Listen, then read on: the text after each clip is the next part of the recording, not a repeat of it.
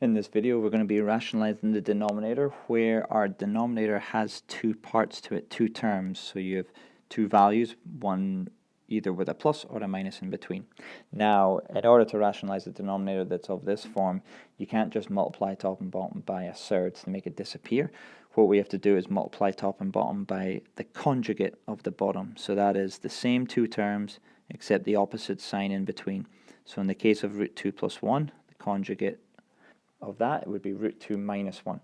When we do this, the bottom will become a difference of two squares. So for the purposes of the rest of this video, just note that when we multiply those two terms together, it's the same as having this squared. And then when we multiply the last two terms together, it's going to be the same as having it squared. And then we will always end up with this negative in between. So when I'm talking about the difference of two squares, breaking out the brackets in the bottom, we're going to end up with the square of the first term, take away the square of the second term.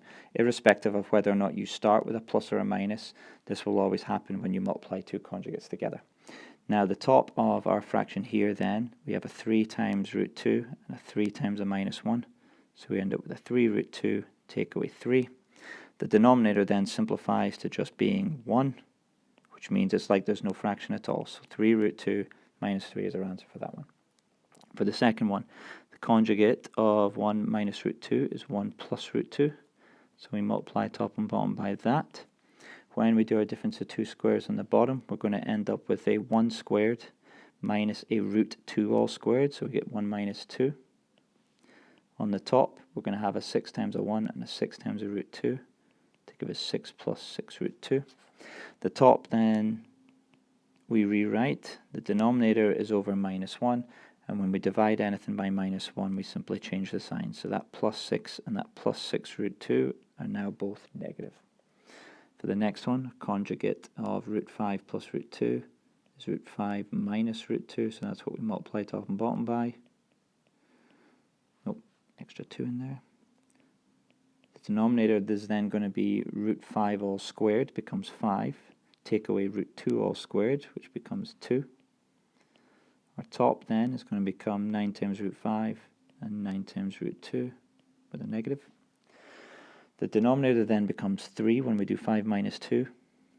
And at the same time, actually, if you look at the top, we can take 3 out as a common factor there. In fact, we can actually take 9 out as a common factor. And what will happen is that 9 over 3 is going to cancel down to being a 3 over 1.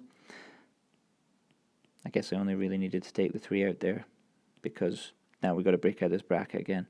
3 root 5 minus 3 root 2 is the answer for that one. For the next one, conjugate of root 6 plus root 2 is root 6 minus root 2. A little bit more work to do here on the top, because we've got two terms, so we're going to make sure we're careful with our brackets there. The denominator, we have our root 6 times our root 6 giving us 6, and then we end up with a root 2 times negative root 2 is going to give us a minus 2, and the other two terms multiplied together, that part and that part, are going to cancel. Oh, how do I redo that? Okay, never mind, let's just do this again. So 6 minus 2 on the bottom. On the top, we've got a 2 root 3 times root 6, which will give us a 2 root 18. 2 root 3 times a negative root 2, which gives us a minus 2 root 6. We have a 6 times a root 6.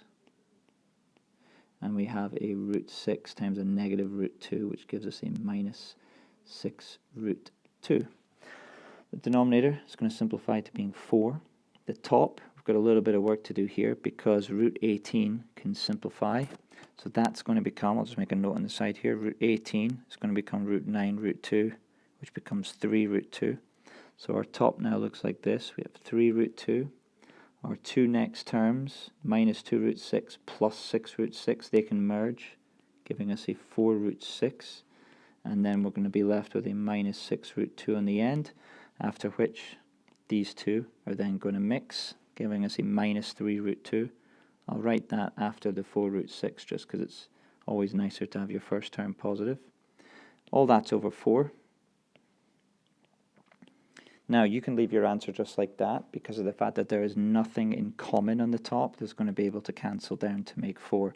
But just in case you maybe wanted to do another way, you can technically write these as separate fractions.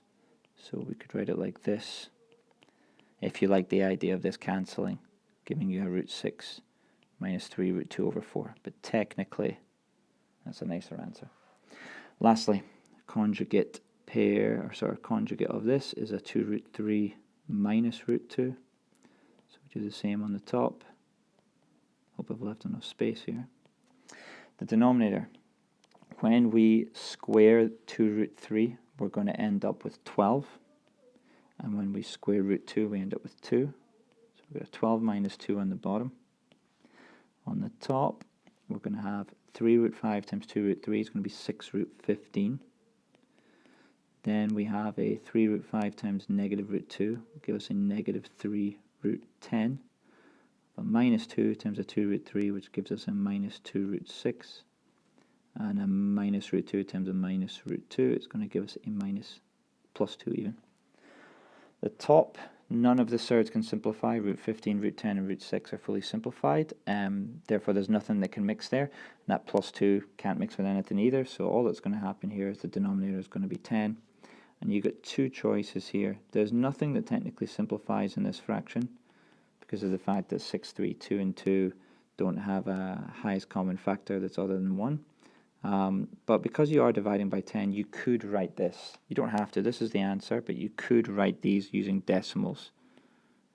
Minus root 15, sorry, 0.6 root 15, minus 0.3 root 10, minus 0.2 root 6, plus 0.2. Either would be fine.